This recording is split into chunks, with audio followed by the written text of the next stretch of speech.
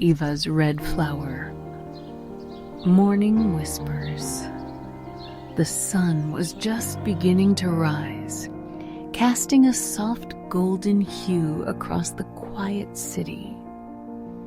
Inside a modest apartment, little Ava, just 6 years old, sat cross-legged on the floor with her red crayon, drawing butterflies and flowers.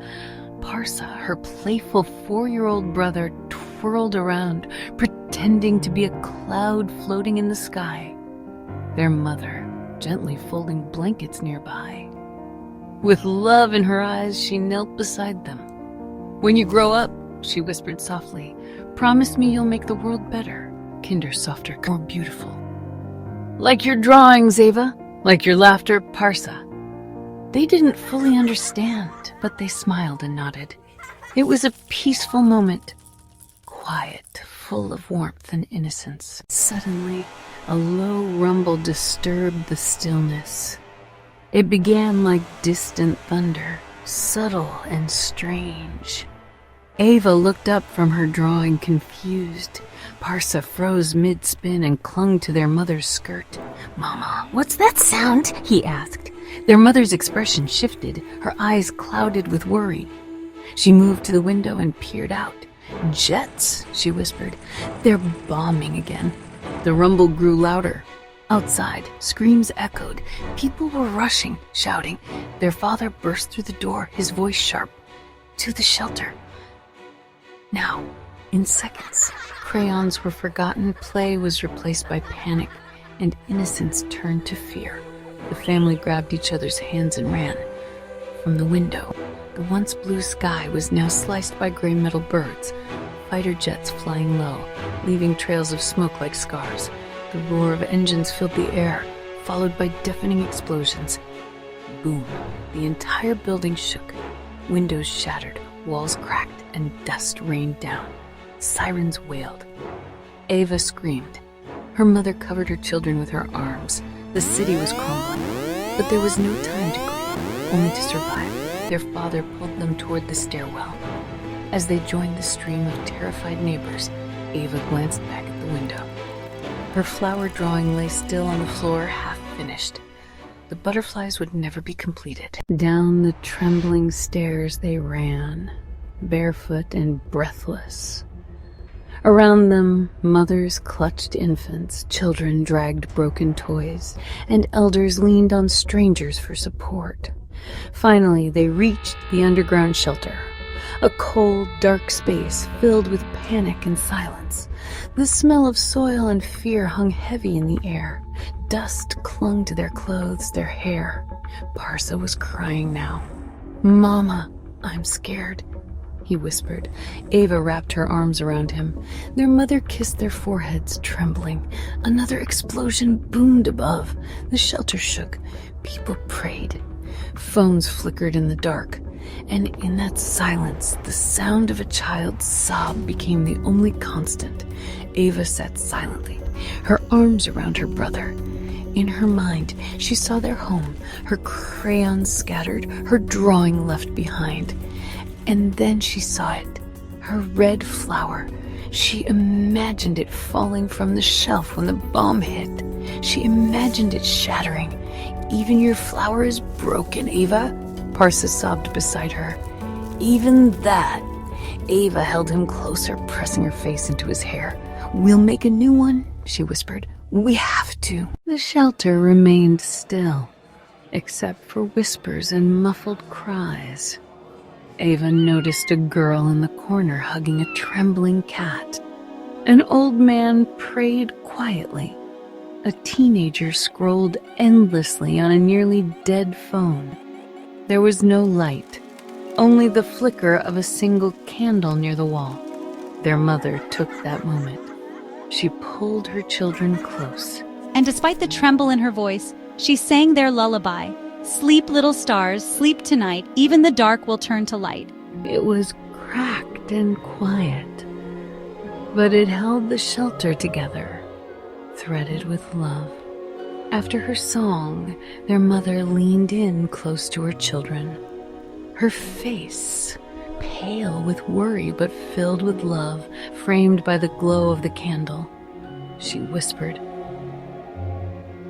"If I'm not here tomorrow, remember what I told you. Be the light. Be the peace this world forgot." Ava didn't respond. Her heart clenched. Parsa held her mother's hand tightly, refusing to let go. Time seemed to stop. Her words weren't just a wish. They were a legacy carved into the hearts of her children. A plea for hope, even when everything felt broken. Even in war, a mother's love burned brighter than any bomb. Far above the shelter, the jets still roared across the night sky. Explosions lit up the horizon. Streets burned. Buildings fell. Cities became shadows. Homes dissolved into dust. Somewhere else, a child cried over a broken teddy bear. In another corner of the country, a boy whispered his sister's name, unsure if she had made it out alive. They were all the same. Frightened, innocent souls caught in the web of war. They weren't soldiers.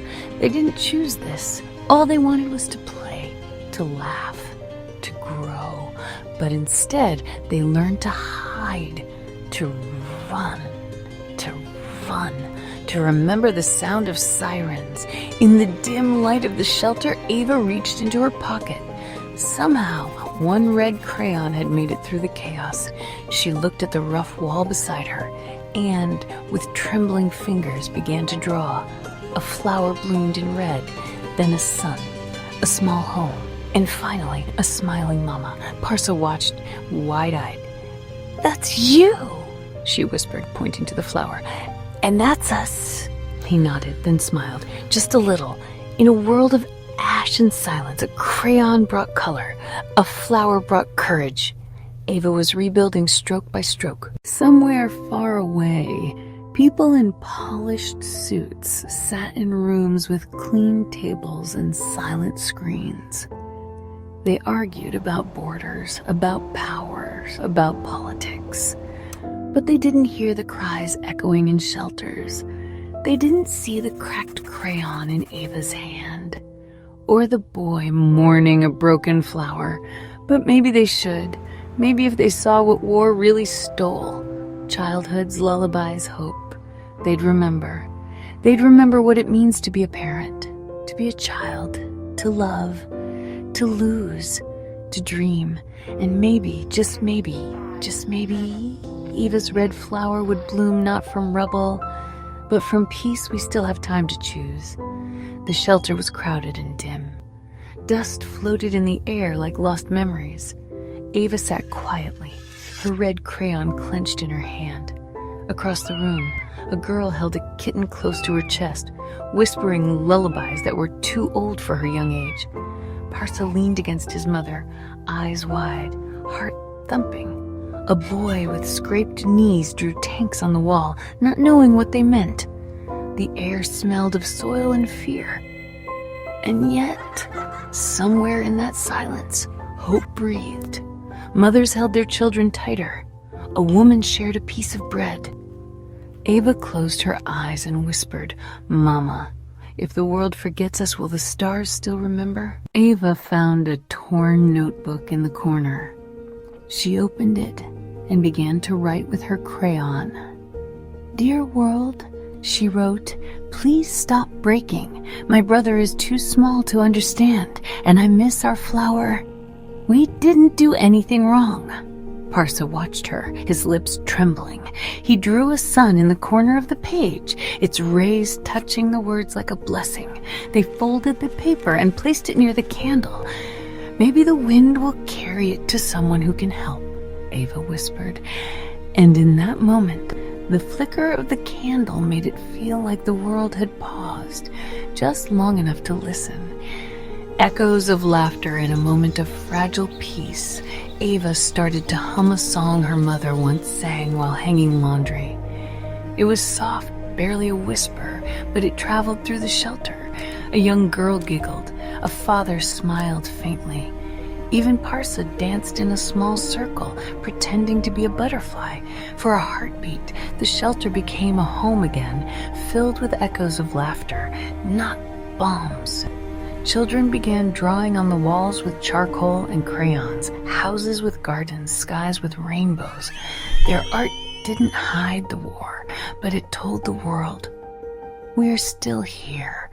We still dream. The broken teddy bear.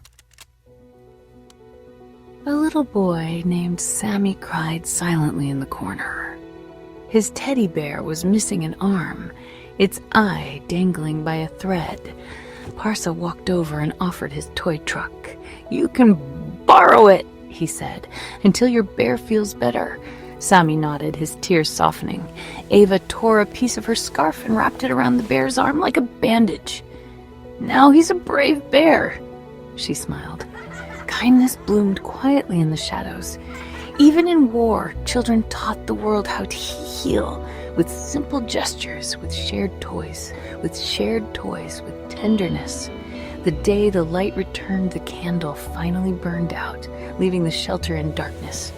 But just as panic began to rise, a faint glow peeked through a crack in the ceiling. Morning. Ava ran to it, lifting her hand to the light. "Look, Parsa, the sun found us again." And one by one, others turned to the light. The father opened the shelter door a crack, just enough to see the ruins above. But for Ava, it wasn't the buildings that mattered. It was the sky. Blue and alive, it whispered that even after the longest night, the day returns. And with it, a chance. The sound of birds. A few birds landed near the entrance. Their wings fluttered softly. For a moment, the children were mesmerized. "They're not afraid," Parsa whispered. Ava smiled. "Maybe they came to check if we're okay." The birds sang, a lullaby from nature, an invisible hand wiping away the dust from hearts. In a world broken by war, the birds became messengers of freedom, of sky, of life that continues. The red flower lives on. Ava took the red crayon again and drew her flower, bigger this time, brighter. She drew it blooming from the rubble, roots pushing through cracks of concrete. Around it, she added butterflies, clouds, her family holding hands. Parsa added a sun, and a mama with wings watching from above. It wasn't just a drawing. It was a promise, a vow that beauty would not be buried, that kindness would grow again. Her red flower had been broken, but here, in the shelter, it had bloomed stronger than ever. A mother's echo. At night, Ava lay awake, staring into the darkness. Her mother's words echoed softly in her ears. "Be the peace, be the light." She whispered them like a prayer. Parsa mumbled in his sleep, dreaming of crayons and kites. Outside, the jets had paused, as if even war needed to catch its breath. And in that silence, Ava heard her own heart, still beating, still brave. She held onto the echo of her mother's lullaby, knowing that even if her voice was gone, her love had become eternal, a world watching. Far away, in a warm building with clean floors and silent halls, someone saw Ava's drawing, shared by a stranger who had fled the shelter. They paused. They stared. A tear fell. It wasn't just lines on a wall. It was a scream, a whisper, a mirror. Around the world, others began to listen. A mother in another land hugged her child tighter. A leader paused before signing. The red flower had reached beyond borders, reminding everyone what's truly at stake. Not land, not power, but children, love, the right to dream. Let Ava's red flower bloom. The story ends where hope begins.